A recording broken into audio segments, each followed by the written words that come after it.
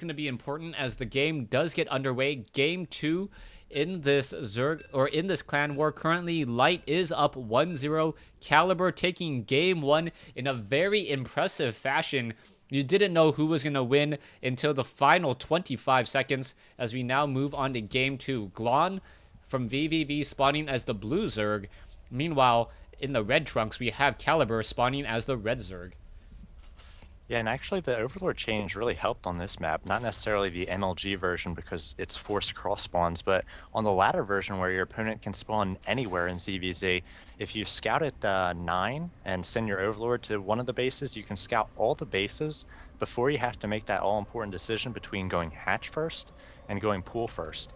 And there's a lot of rock, paper, scissors in the early going for Zerg. Obviously, 6 pool beats, something like 14 pool or, 10 pool beats 15 hatch. Hatch first beats 14 pool. So getting that early scout, knowing exactly what your opponent's going for with that little bit faster Overlord can help you out quite a bit.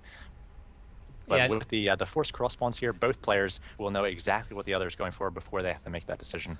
All right, so the Overlord is going to be flying straight in. Both Overlords just moving out across as we see an early drone scout. And what do you make of this from Glon? I was wrong there. Both players won't know what the other is going for before they have to make that 14 pool or 15 hatch decision. So you want to know if your opponent is going for that hatch. If they are, then you throw down your own hatch. Everybody plays safe to start, no big deal. But if they went for a 14 pool, you might decide to follow them with the pool, maybe one drone later. That way you're just extra safe in the early going. And if they've thrown down a 6 or a 10 pool, you definitely have to make sure you get that pull down quickly. So that scout is definitely a smart move there by Glon. All right, so Glon now moving around. Oh, the drone. Is it going to grow up? No, it's not going to grow up to be a hatchery. So a drone blocking a drone from being able to produce larvae. But it looks like Caliber will be able to establish up that hatchery here. And it looks like also that Glon was able to set it up slightly faster. So both sides playing it safe, going to go into a very, very heavy macro game. But I do believe that Caliber does have a slight economic advantage just because he didn't have to scout out with that early drone. Yeah, he was able to delay the hatchery a little bit, Glon was, so I guess he gave up a little bit of an economic advantage scouting there, but he was able to delay the hatchery, so his production's going to be a little bit faster. All in all, it's sort of a wash. We do have the gas going down for both players.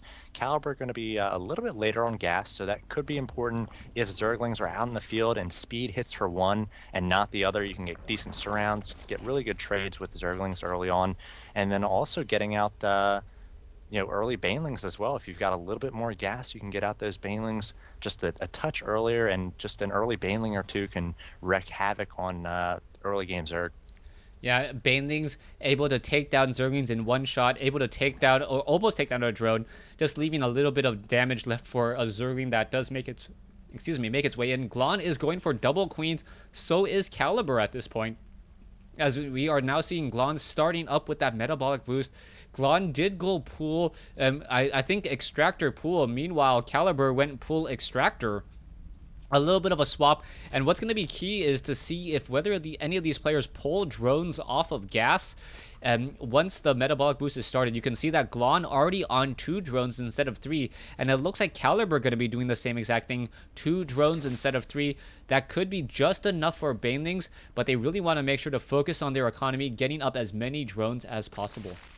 And Caliber went for an early spine crawler. It's about finished, so he's going to have a little bit more of a defense here. He's got his queens in beautiful position here to block off not only any attacks up into the main, but any run-bys if a Zergling tries to do any scouting. Glon does not have as good position with his queens, so a Zergling could get up into the main of Glon. Glon will be going down with his own spine crawler, so that's a little bit later. A little bit of a mineral advantage there with that drone, able to get a few more trips back and forth. But both players pretty similar at this point. The Baneliness just a few seconds ahead for Caliber. Speed a few seconds ahead for Glon. It's just back and forth, and both players pretty similar. All right, it looks like Caliber is sitting on a larger Zergling count, 14 Zerglings versus 4. That is going to be a huge difference. Glon does have a little bit of a drone advantage, and this is what we talked about during the pregame. Basically, knowing when to create Zerglings and knowing when to create drones. As soon as the Overlords get sight of all of these Zerglings, I gotta believe that Glon is gonna respond with his own as well, but it is at the wrong time. It's gonna be about another 30 seconds before the spawn larva is done on both of these hatches, and that is a lot of time for these metabolic boosted lings to deal a whole bunch of damage. Yeah, he'd just come out with 7 drones, basically at the wrong time. Like I said at the start, if drones come out a little bit at the wrong time, it could definitely cost you. But Caliber also taking a sweet time to go in here that will allow Banelings to finish for Glon. So Glon's going to have actually a ton of Banelings here, and I'm not sure the Banelings are on the way, though they are for Caliber. So Baneling versus Baneling, but Caliber just has a ton more Zerglings backing this up. We'll see if the Queens and the Spinecrawler are able to make the difference. All right, the Banelings are there. The Spinecrawler does go down very quickly. Not a good economic trade, but if you want to get rid of that Spinecrawler, I guess that is the way to do it. Just sacrificing those Banelings, they didn't deal any damage to a Queen, I don't believe. As we are now sitting on still 2 Queens, the 2 Queens, and now a new Spinecrawler being reestablished. Yeah, and Glon went for a risk early on and went for a very fast lair, and now that is going to pay off. He did not take enough mortal damage at the very start, and he's got a Spire on the way. We do see that no lair on the way for Caliber, so he is definitely going to be behind tech-wise, and now he's making actually a lot of lings here. I'm not sure whether that's to defend here, thinking that Glon is going to sort of go all in with some counter pressure, or if Caliber is deciding to go all in himself, but he is going for a Roach Warren, and the lings are coming out. We'll see whether he's able to hit in time before the Spire and the Mutas come out. Here he goes with those lings, but Glon actually taking a third at this point as well. Pretty risky, but yeah, we'll see if he's able to defend this pressure coming across by Caliber. Yeah, one thing to note, both of these teams are actually able to see each other, so the Zerglings running around, and there's going to be some interesting trades now coming in, and Banelings are trying to come around. What is happening here? Oh, no cancellation, but taking down a lot of Zerglings. Taking a look at the losses, we are very even, but Glon is definitely ahead in terms of tech. He's going to be able to train up about 8 Mutalisks in just a moment, and I don't believe Caliber has enough Queens to fend off 8 Mutalisks. Caliber had a beautiful bait there. He had 2 Banelings on the high ground, so he basically baited Glon's forces up that ramp, and he didn't get a great trade there with his Banelings. Probably could have gotten a little better with manual detonation, but just a really slick move there. He could have done some good damage. All right, so yeah, not the best, but we are going to have a Zergling run by now come in. The Zergling's able to just get in a lot of sight, sees the tech to tier 2 was already completed. Did he spot the Spire? Yes, he spotted the Spire as well. And now we see Caliber respond in by getting an additional Queen, but it may be too little too late as the Mutalisks are already in the air, and there is no good creep connection between the second and the third. Caliber may lose this hatchery, or at least lose the Queen. A Spore Crawler is coming in as well, and that may be just enough as the Banelings are going to be remotely detonated by Mutalisks.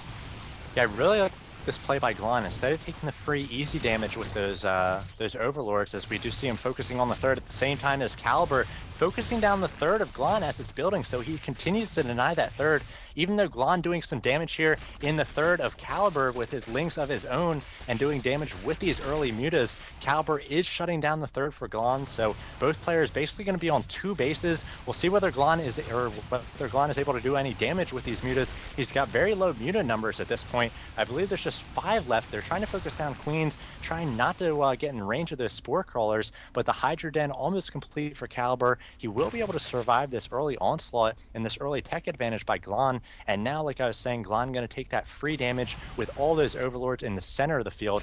I'm so glad he didn't attack those early, because it just would have given Caliber more time to prepare for those mutas. Instead, he made a beeline right for Caliber's base and did as much damage as he could. Yeah, the Mutas now looking for more Overlords, but hasn't spotted them for some strange reason. There is a bit of supply block, so even though the Hydralisk Den is completed and we are now going into Groove Spines, he's unable to train up any Hydralisks until those 3 Overlords are completed, and the Zerglings are looking to now push up on the front door. A Spinecrawler and Spore Crawler next to each other. That's exactly what you want to see when your opponent's going for Mutalisks, as the Mutalisks are now backing away. One Spore Crawler could get taken down here. Zergling's now trying to back away. What's going to happen? The Spore Crawler getting in some easy shots. Zergling's unable to deal any true damage. That one Spore Crawler, though, may be forced to uproot, as it is going to be off creep. Burrow there by Glon as well, so that's really annoying. We do see that the Spore Crawler are going to have to unburrow there and try to reburrow on some creep, but the creep rapidly disappearing. Glon about to have his own third established, so he's ahead economically. He's got his opponent's supply block, taking down more and more overlords, and he's got 3 bases to 2, so we'll see whether Caliber is able to survive here, get on a third base, get those upgrades going, and get these Hydras out. At the same time, Glon is doing a little bit of a tech switch of his own. He is going into Roach tech, and he's going to have better upgrades than Caliber. Caliber about halfway done 1-1, but 2-2 already on the way for Glon. All right, Roach is now trying to come in. Roach is taking down a lot of the Spine Crawlers, perhaps some of the Spore Crawlers as well, and now just making their way up.